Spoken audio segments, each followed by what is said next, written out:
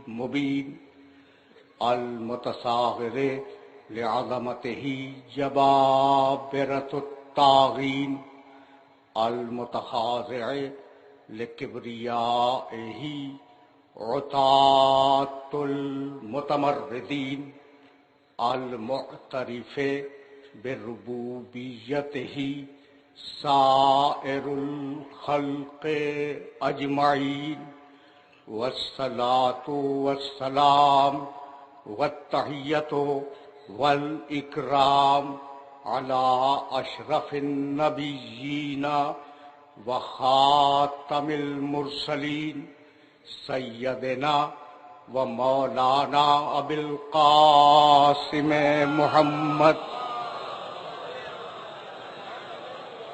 و اہل بیتہ الطیبین الطاہرین المعصومین المظلومین اما بعد فقد قال اللہ سبحانہ وتعالی فی محکم کتابہ المبین بسم اللہ الرحمن الرحیم اقم الصلاۃ لدلوک الشمس الی غسق اللیل وقرآن الفجر انا قرآن الفجر کان مشہودا ومن اللیل فتہجد بہ عسیٰ ان یبعثک ربک مقاما محمودا صلوات.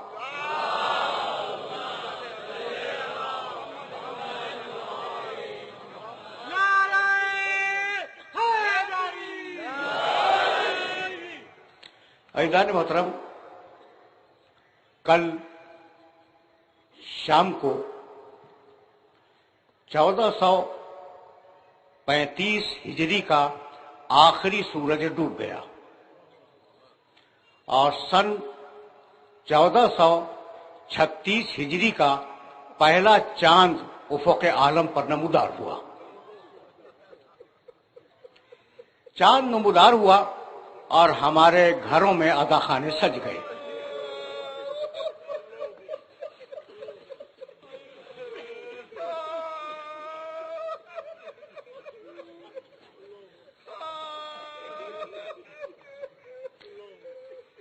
میرے دوستو، میرے عزیزوں، یہ جو عزاخانے ہیں نا گھروں میں، ان کی ایک روایت ہے، اور وہ روایت یہ ہے کہ ہم انہیں بناتے ہیں حسین پر رونے کے لیے.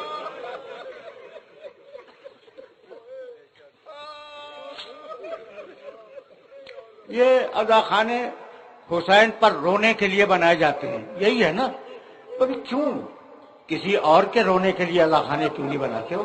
بات کل اتنی ہے کہ حسین کی شہادت کے بعد حسین کے وارثوں کو جی بھر کے رونے نہیں دیا گیا. چھوٹی بچی جب باپ کو یاد کر کے روتی تھی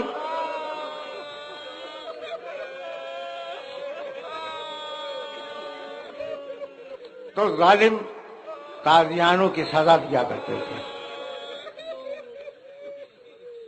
آغاز محرم ہے تو میں یہ حق ہے اور ذہن انسانی کو یہ پوچھنے کا حق ہے کہ حسین نے ایسا اقدام کیوں کیا جس کے بعد ان کی نسل پر اور ان کے نسب پر اتنی پریشانیاں اور اتنی مصیبتیں وارد ہوں. حسین ابن علی، یہ سوال تو ہے نا کہ بھئی حسین نے ایسا کام کیوں کیا کہ جس کے بعد اتنے مصائب ٹوٹ پڑے ان کے خاندان کے اوپر. حسین نے اس کا جواب خود دیا ہے. جب چلے ہیں مدینے سے تو یہ لکھ کے چلے ہیں کہ انی لم اخرج اشرن ولا بطرن ولا مفسدن ولا ظالمن. میں جو اٹھ رہا ہوں مدینے سے اور میں جو یہ قیام کر رہا ہوں تو اس کا مقصد توسیع پسندی نہیں ہے، ملک کا حصول نہیں ہے، کسی شخص پہ ظلم کرنا نہیں چاہتا، کوئی اور مقصد میرے اس قیام کا نہیں ہے. بل خرج تو لطلب الاصلاح فی امت جدی، اپنے نانا کی امت کی اصلاح چاہتا ہوں. تمہیدی گفتگو ہے میرے دوستو، میرے ساتھ ساتھ رہنا. اور سلسلہ گفتگو ظاہر ہے کہ بہت طویل ہے. بل خرجت لطلب الاصلاح فی امت جدی، میں اپنے نانا کی امت کی اصلاح چاہتا ہوں، اس لیے میں نے خروج کیا. پالیسی تو آ گئی نا حسین کی. عجیب بات یہ ہے، تھوڑا سا میرے ساتھ چلنا. عجیب بات یہ ہے کہ حسین ابن علی نے صرف اپنی گردن نہیں دی. ذرا دیکھنا کہ کربلا کا واقعہ ہوا کیا ہے. تھوڑا سا تمہید میں وقت لوں گا اور پھر میں آئے مبارکہ کی طرف جاؤں گا. دیکھو بھائی، ابو طالب کے 4 بیٹے، طالب، جعفر، عقیل، علی. ٹھیک ہے نا. اب طالب کے سلسلے میں تاریخیں خاموش ہیں، کچھ نہیں ملتا. عقیل بہت مشہور شخصیت ہیں، تاریخ بھری ہوئی ہے ان کے تذکرے سے. جعفر طیار کو کون نہیں جانتا، اور علی ابن ابی طالب تو علی ابن ابی طالب ہیں. اچھا، بیٹے تو 4 تھے ابو طالب کے. ابو طالب کے بیٹے 4 تھے، لیکن کوئی بھی علی جیسا نہیں ہے. بھائی عقیل علی جیسے نہیں ہے. ایک ماں باپ سے آئے لیکن عقیل علی جیسے نہیں ہے. جعفر طیار علی جیسے نہیں ہے. بھائی بہت توجہ رہے. طالب علی جیسے نہیں ہے، تو جب علی سگے بھائیوں جیسا نہیں ہے تو یہ یاروں سے کیا ملا رہے ہو؟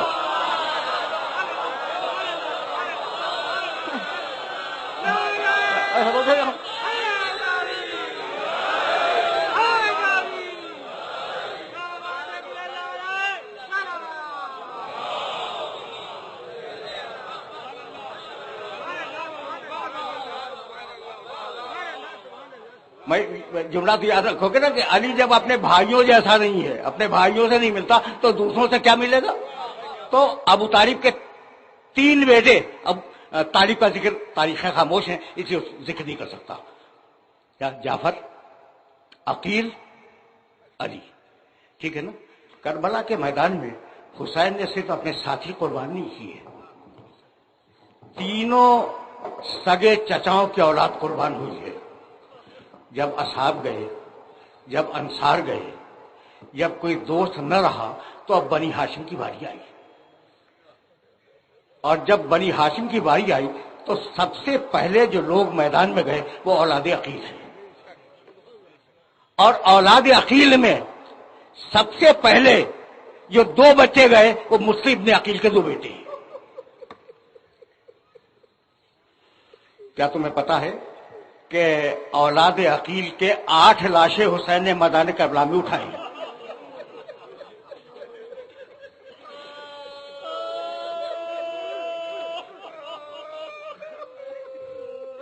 اولاد عقیل.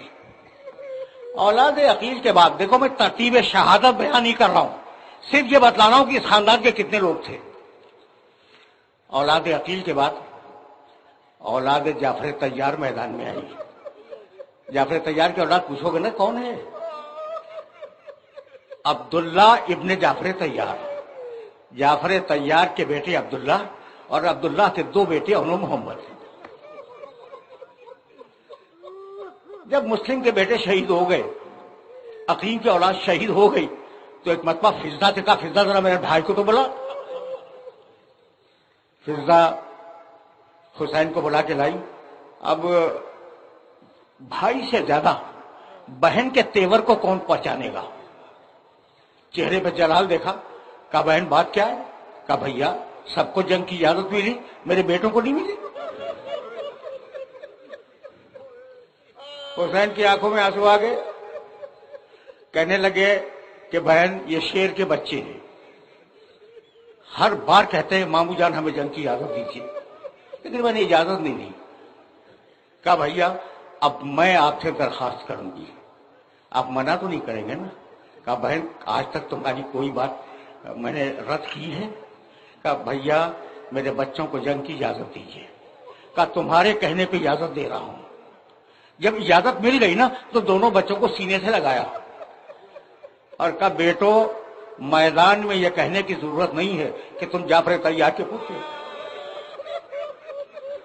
تم حیدر کرار کے نواسے ہو، یہ کہنے کی ضرورت نہیں ہے. ایسا لڑو کہ فوجیں خود پکار اٹھے کہ جعفر طیار کا پوتا لڑ رہا ہے. حیدر کرار کا نواسا لڑ رہا ہے. بچے گئے، شہید ہوئے، آواز دی، عباس چلے، حسین چلے. ایک لاشا عباس نے اٹھایا، ایک لاشا حسین نے اٹھایا. جب آئے ہیں نا اس خیمے میں جس میں لاشیں لا کے رکھے جا رہے تھے، تو فضا دوڑتی ہوئی گئی اور کہنے لگے بی بی آپ کے بیٹے آ گئے. پہچانو کربلا کو.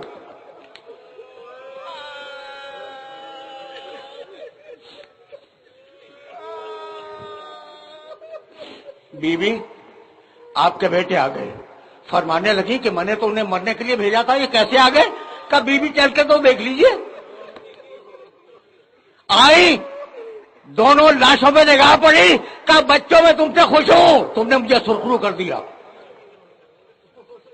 اولاد عقیل گئی، اولاد جعفر گئی، اور اب اولاد علی کی باری آئی. سنو تاکہ کربلا کی تلخیص تمہارے ذہن میں پہلی محرمی کو محفوظ ہو جائے. اولاد علی کی باری آئی. عباس، ان کے 3 بھائی، پہلے سب سے چھوٹے کو بھیجا. جب اس کا لاشا آ گیا تو پھر اس سے بڑے کو بھیجا. جب اس کا لاشا بھی آ گیا تو اس سے بڑے کو بھیجا.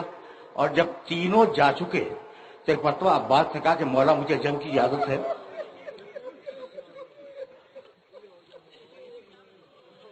میں تم سے پوچھنا چاہ رہا ہوں کہ عباس کو تو شہید ہونا ہی تھا نا، شہید ہونا تھا، کہہ دیتے کہ مولا مجھے سب سے پہلے کہتے. بھائیوں کو کیوں بھیجا؟ بھائیوں کو کیوں بھیجا؟ بھائی جو ہوتا وہ ہوتا، پہلے شہید ہو جاتے عباس. کہا کہ نہیں، میں اپنے مولا کو بے یار و مددگار نہیں چھوڑوں گا. یہ میرا مولا اکیلا کیسے لاشیں اٹھائے گا؟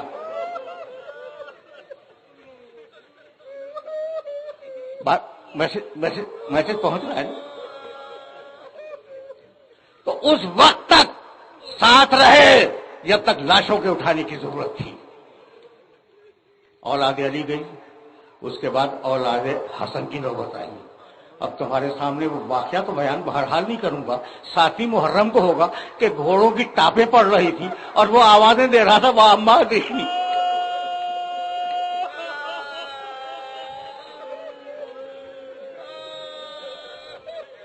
یہ کربلا کی تلخیص ہے جو تمہارے سامنے میں عرض کر رہا ہوں. اولاد حسن گئی اور اب اولاد حسین کی باری آئی. ترتیب شہادت نہیں ہے، یہ صرف سمجھانے کے لیے عرض کر رہا ہوں میں. بابا مجھے جنگ کی اجازت ہے؟ کہا اکبر تم میرے رسول کی شبیہ ہو، تمہیں اجازت نہیں دوں گا. کسی صورت میں اجازت ملی، میدان میں آئے، 200 فوجیوں کو قتل کیا. واپس آئے اور واپس آنے کے بعد کہنے لگے کہ بابا ان العطش قد قتلنی وان ثقل الحدید قد اجهدنی. بابا مجھے پیاس نے مار دیا، بابا مجھ سے یہ زیرہ کا بوجھ برداشت نہیں ہو رہا ہے، گرم ہو گئی یہ زیرہ. عقیق کی انگوٹھی دی کہ اسے منہ میں رکھو اور جاؤ. اور اب ایک مرتبہ حسین چلے اور گھٹیوں کے بل چلے. لاشا لائے علی اکبر کا رکھ دیا. ترتیب دیکھ رہے ہو نا تم؟ ترتیب سے میری مراد ہے کہ کس خاندان نے کتنے افراد دیے. خلاصہ اکبر شہید ہوئے. اب آیا وہ جو حسین کی فوج کا سپہ سالار تھا. اب وہ آیا جب کوئی نہ رہا نا، اب لاشیں اٹھانے والا کوئی نہیں ہے اور نہ لاشوں والے ہیں کہ جن کے لاشیں اٹھائے جائیں. مولا مجھے جنگ کی اجازت ہے. عباس تم میری فوج کے علمبردار ہو، تمہیں کیسے اجازت دے دوں؟ بس یہ سننا تھا. فنظر یمینا و شمالا، عباس نے دائیں دیکھا، عباس نے بائیں دیکھا. کہا مولا وہ فوج کہاں ہے؟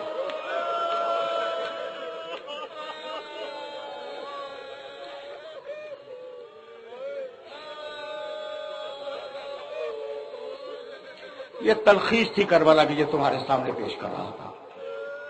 اب جب عباس نے پکارا تو حسین عباس کے لاشے پہ آئے اور 3 جملے حسین نے کہے. الان ان کا سارا ظہری، آج میری کمر ٹوٹ گئی. وقلت ہیلتی، سہارا ختم ہو گیا.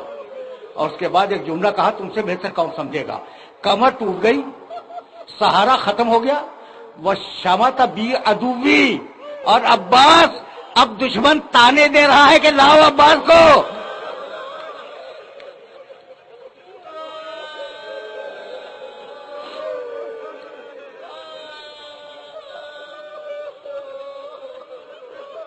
اب دشمن تانے دے رہا ہے کہ عباس کو لاؤ. عباس بھی گئے اور اب وہ بچا جو میدان کربلا کا خدا کی قسم کھا کے کہہ رہا ہوں سب سے بڑا مجاہد ہے. تمہارا ذہن چلا گیا حسین کی طرف. حسین سے بھی بڑا ایک مجاہد ہے کربلا کے میدان میں، 6 مہینے کا بچہ.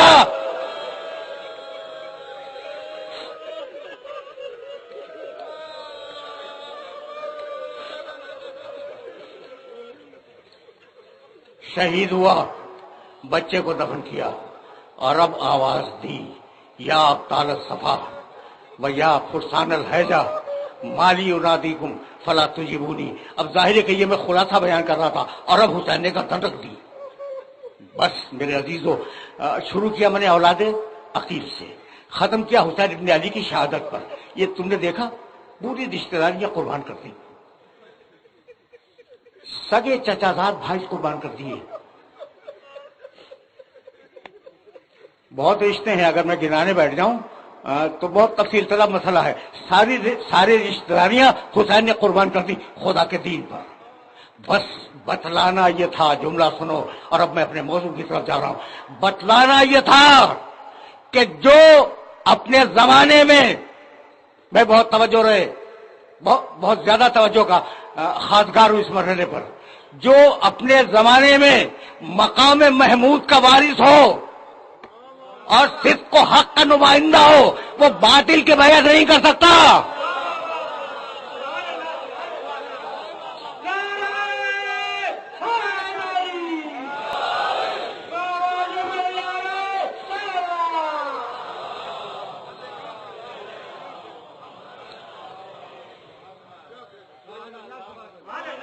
ہم اب اس مرحلے پر اپنے موضوع سے متصل ہوئے، مقام محمود اور صدق و حق. اس موضوع کو جسٹیفائی کرنے کے لیے میں نے سورہ بنی اسرائیل کی 2 مسلسل آیتوں کی تلاوت کا شرف حاصل کیا. ظاہر ہے کہ ایک مسلسل خط فکر ہے جسے 9-10 دنوں پر ڈسٹریبیوٹ ہونا ہے، تقسیم ہونا ہے مسلسل خط فکر کو. آج تمہیدی گفتگو ہے، صرف ترجمہ سنتے جاؤ آیت مبارکہ کا. پہلی آیت پھر دوسری آیت. اقیم الصلاۃ لدلوک الشمس الی غسق اللیل. حبیب نماز قائم کرو سورج کے زوال سے رات کے اندھیرے تک.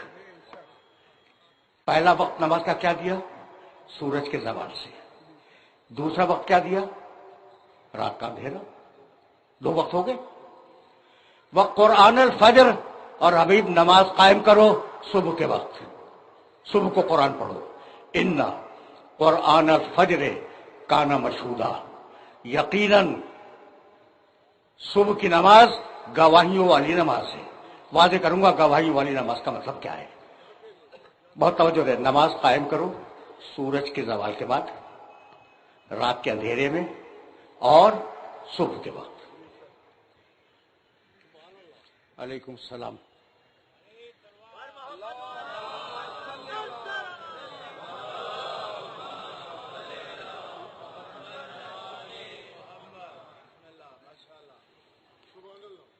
بہت دنوں کے بعد حاضر ہوں آپ کی خدمت میں، تو مانوس تو ہیں نا یا نہیں؟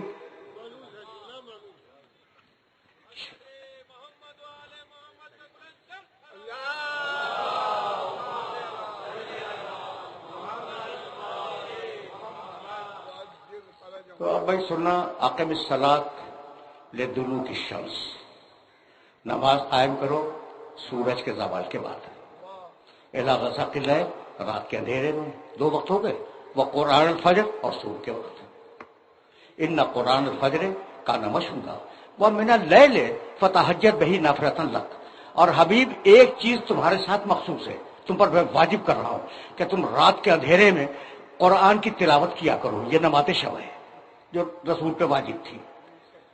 بہت توجہ رکھنا. ومن اللیل فتہجد بہ، رات کے وقت تم قرآن پڑھو. اسا ان یبعثک ربک مقاما محمودا، اللہ نے یہ طے کیا ہے کہ تم اگر نماز شب پڑھو گے تو اللہ تمہیں مقام محمود پہ فائز کر دے گا۔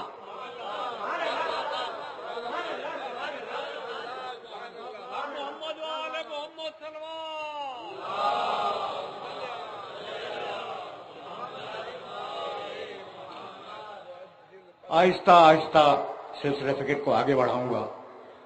دیکھو بھائی، اب تم نے ایک آیت سن لی اور میں نے اس کو 2 مرتبہ دہرایا، نماز پڑھو سورج کے زوال کے بعد، نماز پڑھو رات کے اندھیرے میں، نماز پڑھو صبح کے وقت۔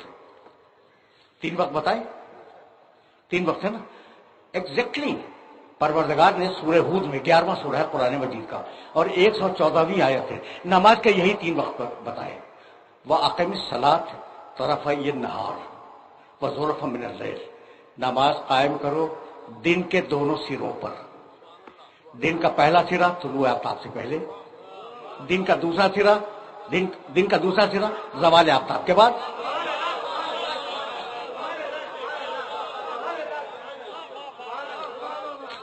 تمہید ہے اور اس تمہید کو بہت دور تک لے جانا چاہ رہا ہوں میں۔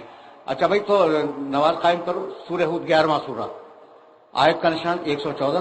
کچھ ہوم ورک کر لیا کرو، میرے یہ حوالے جا کے دیکھنا، اس لیے کام کی بات تو تمہارے سامنے پیش کروں گا نا، ان دونوں آیتوں کو سامنے رکھ کر۔ اچھا بھائی، تو زلفا من اللیل، رات کے اندھیرے میں، دن کے دونوں سروں پر، طلوع آفتاب سے قبل اور زوال آفتاب کے بعد، اور رات کے اندھیرے میں، ابتدائی وقت میں۔ تو وقت کتنے ہیں بھائی؟ 3۔ اچھا، کسی کو اعتراض تو نہیں ہوگا؟ نہیں ہوگا بھائی، میں نے 2 آیتیں پڑھی ہیں اور دونوں آیتوں میں وقت کتنے؟ 3۔ نمازیں کتنی؟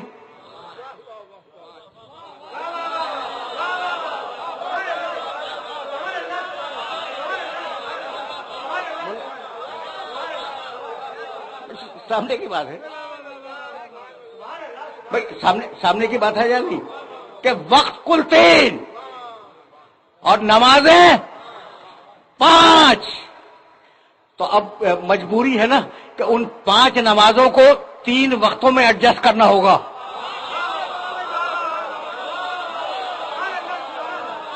تو اب دنیا ہم سے پوچھتی ہے کہ ملا کے کیوں پڑھتے ہو، قرآن ان سے پوچھتا ہے کہ الگ الگ کیوں پڑھتے ہو۔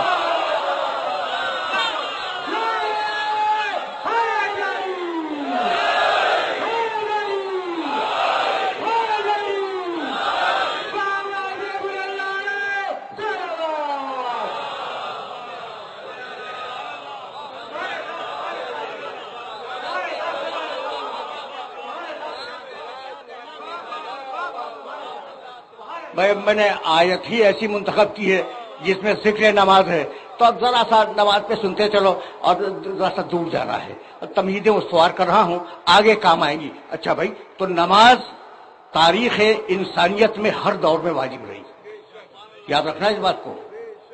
تاریخ انسانیت کا کوئی دور ایسا نہیں گزرا جب نماز انسانوں پہ واجب نہ ہو۔ سورہ مریم 19واں سورہ اور بہت طویل آیت ہے، 59ویں آیت، میں فقط ایک جملہ پڑھوں گا۔ آدم کے عہد میں نماز تھی، نوح کے عہد میں نماز تھی، ان کے بعد جو انبیاء مرسلین آئے نماز تھی۔ فخلف من بعدہ خلف اضاعوا الصلاۃ واتبعوا الشہوات، اس کے بعد جو نسلیں آئیں انہوں نے نماز کو ضائع کر دیا۔ تو شروع میں نماز تو تھی لیکن نماز جو ہے وہ ضائع ہو گئی۔ ٹھیک، یہ ایک آیت ہے۔ پھر پروردگار نے عجیب انداز سے حضرت ابراہیم کی دعا نقل فرمائی، واضح تصور ابراہیم کے ایسے آتا ہے، ربنا انی اسکنت من ذریتی بواد غیر ذی زرع عند بیتک المکرم، پروردگار میں اپنی باد ذریت کو تیرے مکرم گھر کے پڑوس میں آباد کر کے جا رہا ہوں۔ کیوں؟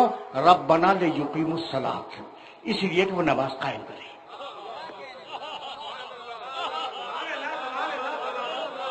देख, तेवर देख रहे हो? अरे ये तो इब्राहिम का है था। इस्माइल काना यामुरु अहलहु बिस्सलाति व ज़कात। इस्माइल हमेशा अपनी औलाद को, अपने अहलो अयाल को ताकीद करते थे कि नमाज कायम रखो। अब यहां तक आ गए हम, इब्राहिम और इस्माइल ये हो गए ना। उसके बाद या मरियमो उक़नुती ले रब्बिके वस्जुदी वरकाई मर्राकिईन। मरियम कुनूत पढ़ो, नमाज पढ़ो, रुकू करो, सजदा करो।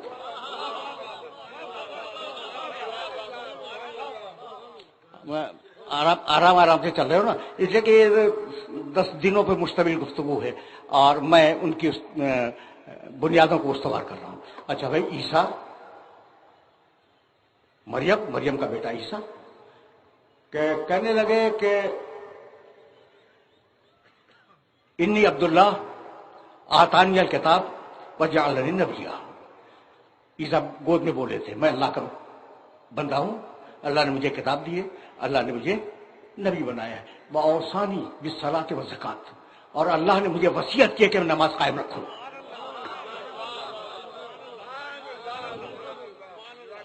मैंने आदम अलैहिस्सलाम से लेकर ईसा अलैहिस्सलाम तक आपके सामने मुख्तसर सी तारीख नमाज की बयान कर दी, ठीक है ना। तो अब उनके अरकान क्या थे, उनके शराइत क्या थे, मुझे नहीं मालूम।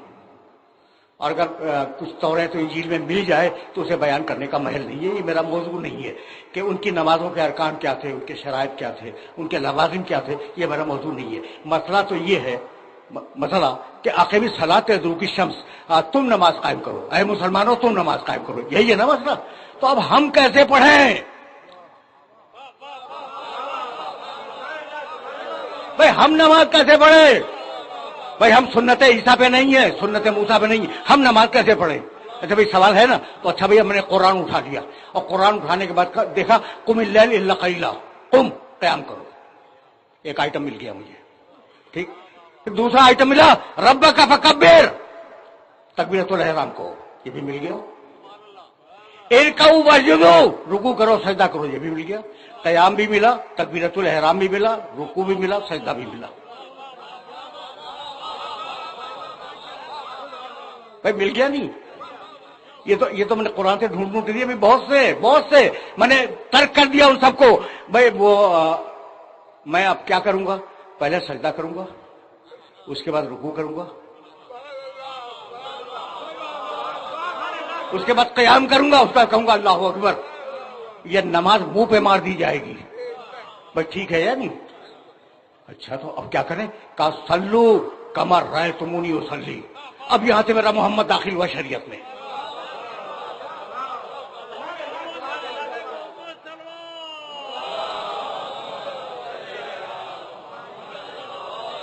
अब यहां से शरीयत में मेरा नबी दाखिल हुआ, सल्लू। सबने लिखा है इस रवायत को, कमर राय तुमुनी उसल्ली। वैसे पढ़ो जैसे मुझे पढ़ते हुए देखो, वैसे पढ़ो जैसे मुझे पढ़ते हुए देखो। यानी कुरान से ढूंढ के न पढ़ना, मुझे देख के पढ़ना। जो किताब जमाने मोहम्मद में काफी ना हो, वो आपको बाद में कैसे काफी हो गई?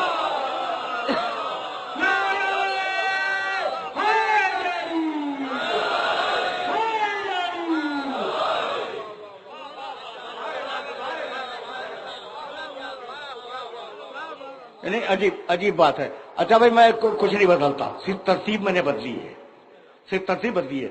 यानी मैंने क़याम लिया कुरान से, रुकू लिया कुरान से, सजदा लिया कुरान से, क़िरात सूरे की, हम की क़िरात वो कुरान से ले ली, और सिर्फ मैंने तब्दील की है सूरत हाल है, सूरत हाल बदली है ना। आपने कहा नमाज मुंह पे मार दी जाएगी, जैसी मोहम्मद रसूलुल्लाह ने पढ़ी वैसी पढ़ो, अपनी तरतीब न बनाओ।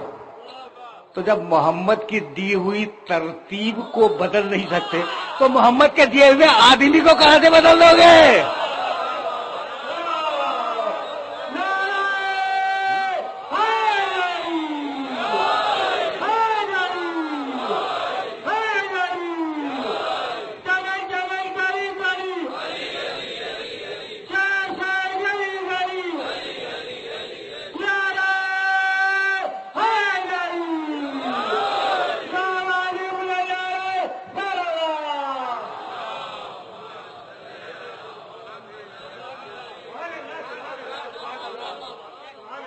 बात वाज़ेह हो रही है? अच्छा भाई, तो अब आगे चले। सल्लू देखना भाई, मैं तो बड़ी एहतियात से बात करने का आदी हूं और इत्तेहाद बैनुल मुस्लिमीन का कायल हूं, जबान से नहीं दिल से। ठीक, तो जैसे मुझे देखो पढ़ते हुए वैसे पढ़ो, यही है ना? अच्छा भाई, तो अब आपको पता है कि आज मुसलमानों ने जो मस्जिदें बनाई हुई हैं उनमें मुख्तलिफ तरीके से पढ़ी जाती हैं, मुख्तलिफ तरीकों से पढ़ी जाती है। आपके इल्म है ना बात? अच्छा भाई, तो अब छोड़ो मक्के की जिंदगी को, बात बहुत लंबी हो जाएगी, लेकिन एक बात अब मुझी से सुनोगे और मुझी से सुनते जाओ।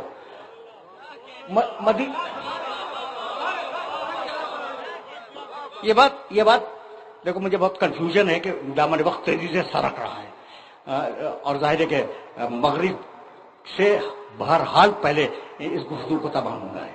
तो अब जहां तक भी मैं बयान कर सकूं सुन लो कि मैं कहना क्या चाह रहा हूं। अच्छा भाई, तो मक्के की जिंदगी को छोड़ दो, जैसा मैं नमाज पढ़ता हूं देखो, देख के पढ़ो, यही तो है ना? अच्छा भाई, अब मैं आपके खिदमत अर्ज करूं। मक्के की जिंदगी को थोड़ी देर के लिए छोड़ दें, मदीने की जिंदगी जहां रसूल एक सरबराह, इस्लामी मुआशरे के सरबराह की हैसियत से तशरीफ फरमाए, 10 बरस रहे ना मदीने में। अच्छा भाई, 10 बरस में एक दिन में कितनी नमाजें पढ़ी? 5 मरतबा। लोगों के सामने जमात पढ़ाते थे, कितनी पढ़ी भाई एक दिन में? 5 मरतबा। अच्छा भाई, अब रोज 5 मरतबा अगर 30 दिन का महीना फर्ज किया जाए तो एक महीने में कितनी हुई? 150।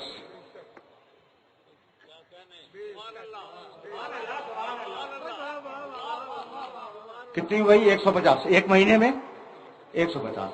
अच्छा भाई, अब 150 को 12 महीनों से ज़रब दे दो, कितनी हुई?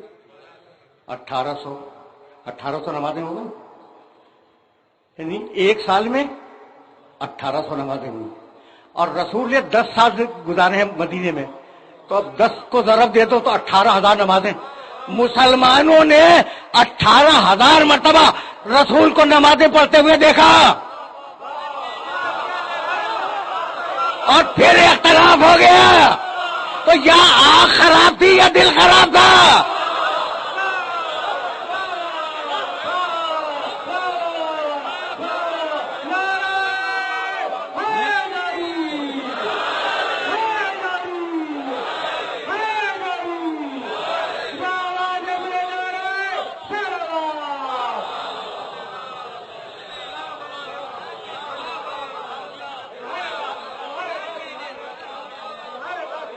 ये तो हद हो गई ना कि 18,000 मरतबा देखा और फिर नमाज मुरतब न कर सके।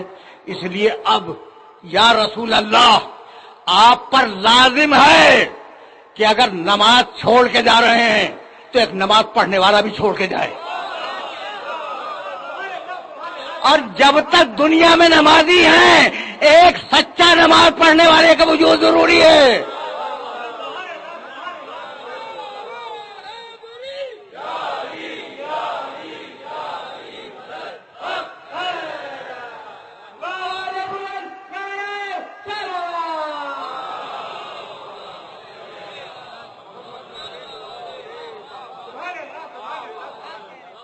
भैया यही सबब है। अब जुमला सुनो, मैं कभी कभी वाकयात बयान करता हूं कि जंग जमल के बाद अली नमाज पढ़ा रहे थे और उनके पीछे पुराने साहबे किराम में से 2 बुजुर्ग तशरीफ फरमा थे, इमरान इब्ने हसीन और मुतर्रिफ इब्ने अब्दुल्ला रज़ी अल्लाह ताला अन्हुमा। ये दोनों बुजुर्ग तशरीफ फरमा थे और अली उनको नमाज पढ़ा रहे। पूरी जमात पढ़ रही है नमाज, वो भी अली के पीछे पढ़ रही, ठीक है ना। और जब नमाज खत्म हुई तो एक सहाबी ने दूसरे सहाबी को देखा और कहा, इस जवान ने आज रसूल की नमाज याद दिला दी।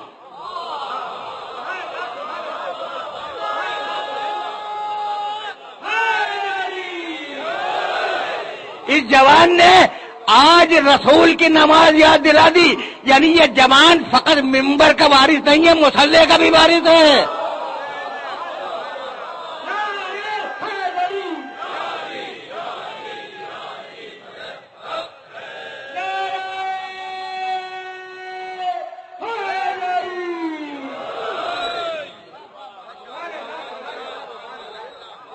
میرے عزیزوں، میرے دوستوں، آج گفتگو طویل نہیں ہوگی، تمہیدی گفتگو ہے، محرم کی پہلی تاریخ ہے۔ اور اب جب نماز تک آ گئے ہو نا تو ایک جملہ سنتے جاؤ۔ بھائی نماز ٹھیک ہے، پڑھ لو، بھائی پڑھ لو، نماز پڑھو، اچھا قبلے کی طرف پیٹ کر کے پڑھو،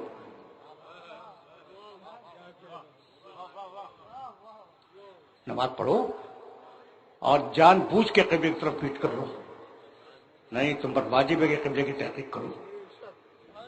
ماتھا ٹیکنا ہے اس گھر کے آگے جو اللہ کا ہے یا نہیں؟ قد نرا تقلب وجهك في السماء فلا نولینک قبلۃ ترضاها۔ تحویل قبلہ کیا ہے؟ حبیب ہم دیکھ رہے ہیں کہ تم آسمان کی طرف گھور گھور کے دیکھ رہے ہو، تو مت گھبراؤ حبیب، ہم تمہارے دل کی بات کو سمجھتے ہیں، ہم تمہیں اس قبلے کی طرف موڑ دیں گے جو تمہاری مرضی کا قبلہ ہے۔ نماز اللہ کی مرضی، محمد کی۔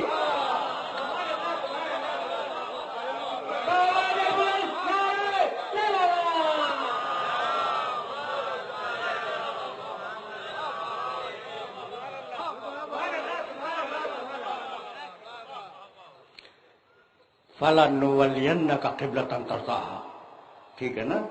ہم تمہیں ایسے قبلے کی طرف موڑ دیں گے جو تمہاری مرضی کا قبلہ ہے۔ فَوَلِّ، ٹکڑا ہے آیت کا، فَوَلِّ وَجْهَكَ شَطْرَ الْمَسْجِدِ الْحَرَامِ۔ تو حبیب اب آج سے تم کعبے کی طرف رخ کرنا اور کعبے کی طرف نماز پڑھنا۔ اب کعبے کا ذکر آیا اور مولود کعبہ کا تذکرہ نہ ہو، یہ ممکن نہیں ہے۔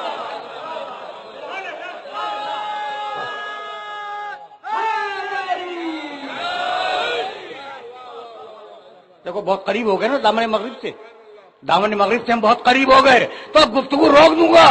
بھائی قبلے کا ذکر ہو، کعبے کا تذکرہ ہے اور مولود کعبہ کا تذکرہ نہ ہو، ممکن نہیں ہے۔ یا علی مثلوں کا مثل الکعبہ۔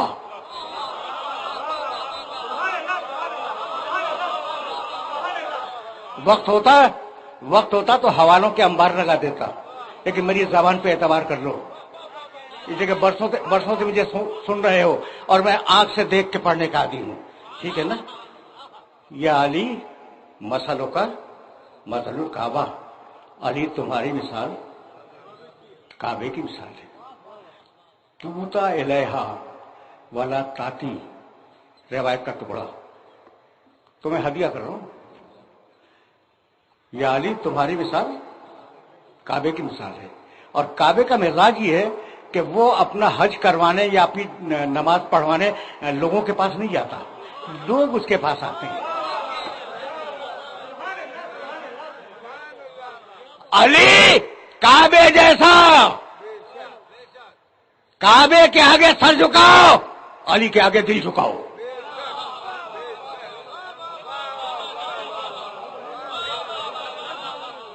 علی کعبے جیسا، کعبے کے آگے سر جھکاؤ، علی کے سامنے دل جھکاؤ۔ علی کعبہ جیسا، توجہ رہے، اس کا حق دینے کے لیے اس کے پاس جاؤ، وہ مانگنے کے لیے نہیں آئے گا۔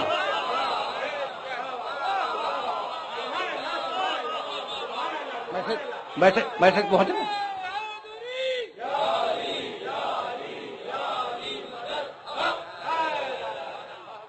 وقت نہیں ہے میرے پاس اب وقت نہیں ہے۔ یا علی تیری مثال کعبے کی مثال، کعبے کی طرف سر جھکے، تیری طرف دل جھکے۔ یا علی کعبہ اپنا حق مانگنے کسی کے پاس نہیں جاتا، تو اپنا حق مانگنے کسی کے پاس نہیں جائے گا۔ اور اب کعبے کی وہ مثال جو سب کے ذہن میں موجود ہے، جائیے ضد کر کے کعبے کی طرف پیٹ کر کے نماز پڑھ لیں، وضو بھی کریں، نماز بھی صحیح پڑھیں، لیکن کعبے کی طرف پوچھو، خدا کی قسم منہ پہ مار دی جائے گی۔ تو علی کی طرف پوچھ کر کے کب تک چلتے رہو گے؟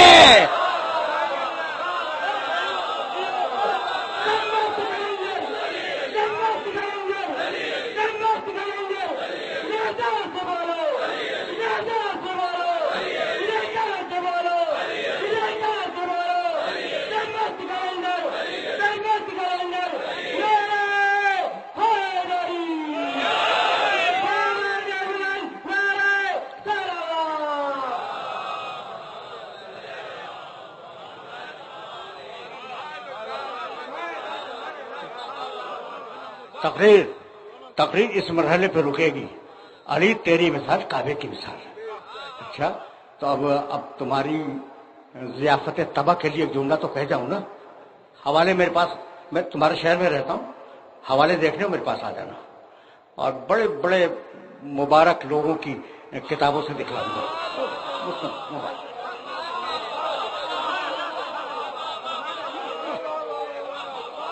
ہے بزرگوں نے خدمت کی ہے اسلام کی، حدیثیں لکھی ہیں، تو اب وہ ان بزرگوں سے ذرا میں روک کے ایک نظر ڈالنا چاہ رہا ہوں ان کی کتابوں پر۔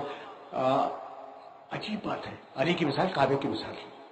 اب ایک بات بتاؤں، تقریر تمام ہو رہی ہے، دو جملے مصاحب کے عرض کروں گا، اس لیے کہ آغاز میں مصاحب میں بیان کر چکا، دو جملے، لیکن اب یہ تو سنتے ہی جاؤ۔ میں ایک حدیث کی کتاب دیکھ رہا تھا اور نون کا چیپٹر دیکھ رہا تھا، تو مجھے روایت نظر آئی، النظر الی الکعبۃ عبادۃ، کعبے کی طرف نگاہ کرنا عبادت ہے، ظاہر ہے، ٹھیک ہے نا؟ اچھا پھر وہ انہوں نے کئی روایتیں لکھی تھی، النظر الی المصحف عبادت، قرآن پہ نگاہ کرنا عبادت ہے، کعبے کی طرف نگاہ کرنا عبادت ہے، قرآن پہ نگاہ کرنا عبادت ہے۔ تیسری روایت لکھی النظر الی العالم عبادہ، عالم کے چہرے پہ نگاہ کرنا عبادت ہے، اور چوتھی لکھی النظر الی الوالد عبادہ، باپ کے چہرے پہ نظر کرنا عبادت ہے۔ سن لیا تم نے؟ سن لیا بھائی، بہت توجہ دے، لیکن میری تقریر تمام ہو گئی۔